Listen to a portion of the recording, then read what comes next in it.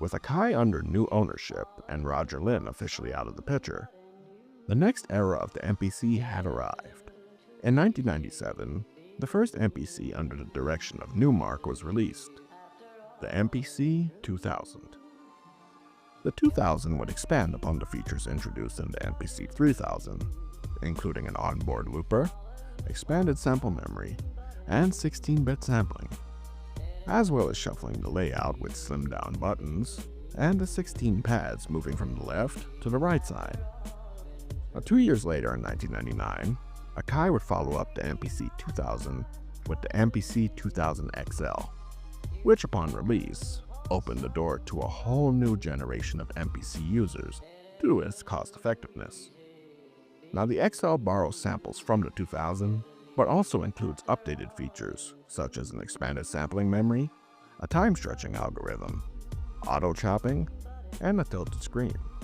Now, this MPC is one of the most well known by far. Whenever you search the online marketplace for vintage MPCs, the 2000 and the 2000 XL are always some of the first to pop up. eBay, Reverb, and any other used instrument shop will have these readily available at any given time. Now, for me personally, I owned both the 2000 and the 2000 XL at separate times, and this thing is not made for portability. I bought mine in the very early days of my learning production.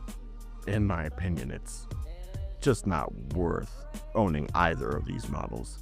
I ended up selling them both on eBay and using that money to buy a MPC 1000 and 2500, which was money well spent. If anything, I can say one thing that I do appreciate about the 2000 and the XL are the schematics of the instrument itself, as they're fairly similar to what would come later in the 1000 and 2500. But again, more on that in an upcoming episode. Now, the current popularity of the 2000 is rather fluent.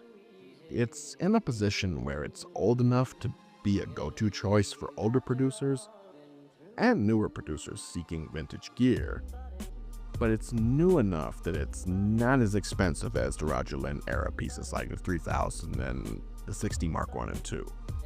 But one could also argue that the lack of name recognition in connection to Lynn has something to do with the lower price tag of this model. But I can't attest to that being the reason, as I can't compare its performance to that of the 3000 or the 60 since I've never worked on either of those. All I can say is the 2000 and the 2000 XL themselves aren't my cup of tea. But if you're someone who's curious, don't let my negative experience deter you. Plenty of producers, and I mean plenty, swear by the 2000 and the 2000 XL. And a good amount of classic beats and even entire albums have come from it.